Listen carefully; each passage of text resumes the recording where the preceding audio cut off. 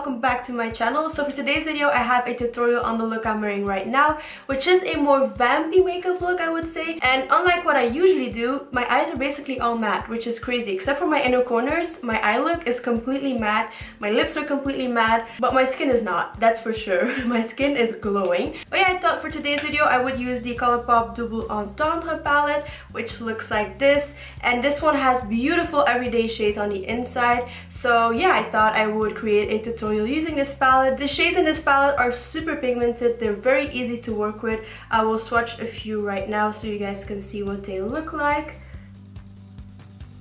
It is a pretty warm palette, but as you can see, the shades are super pigmented. Like, look at that. So I was really excited to create a tutorial using this palette because it really inspired me. And I thought I would switch it up between all of my looks and go for something a little bit more matte. So yeah, without rambling on, if you're new to my channel, then please subscribe. It will help me out a lot. And let's just get started.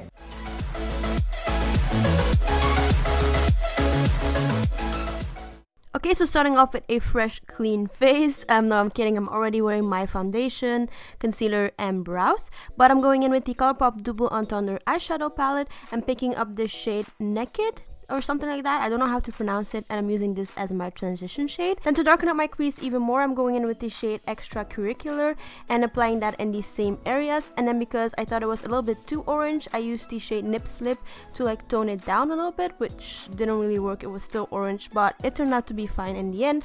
And as always, I'm just blending until my arm hurts. And then I was choosing which color I wanted to add on my actual eyelids, but I decided to go for Teddy Bear, which is a beautiful matte brown shade. The trick with this shade is not to apply it too high because then you will have those raccoon eyes. Even though it's not a black, it's still a very dark shade, so you don't want to go up too high. And then I use the shade Hard to blend it out. This way I'll make sure that there's a nice transition between my eyelid shade and my crease shade. And I'm just repeating the steps, adding a little bit more of Teddy Bear and then blending it out until it looks clean and how I want it to be. For my lower lash line, I used the shade Extracurricular. Why can't I pronounce that? And I just buffed that out on my lower lash line. Then for my brow bone highlight, I used the shade Locked and Loaded, which is a beautiful like highlighting shade. To highlight my inner corners, I'm using Keep It PG, which again is such a beautiful shimmery highlighting shade, and it just pulled the look together in my opinion. Moving on to mascara, today I decided to go for my Kiko Extra Sculpt Volume Mascara, and first I gave my lashes a good curl. Then moving on to the face, for bronzer I used my Lorac Take Me to Tantego Face Bronzer Palette. So first I'm using the matte shade to contour, and then I'm going in with the slightly shimmery shade as a bronzer and to blend out that contour. Oh, and I'm also using the matte shade to contour my nose, which I have been doing lately, and it's just a step that I can't live without anymore. Always contour my nose.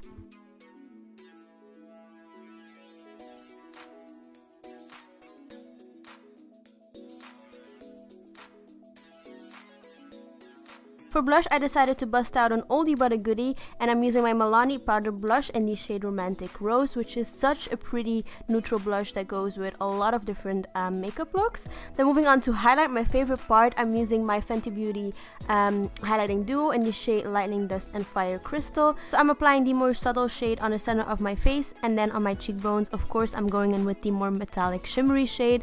And as you can see, I'm just obsessed with this shade. It's just so beautiful. If you like a very blinding highlight, definitely pick it up because I just can't stop using it. I had to force myself to put my brush down because I just like bathing in this. It's so pretty.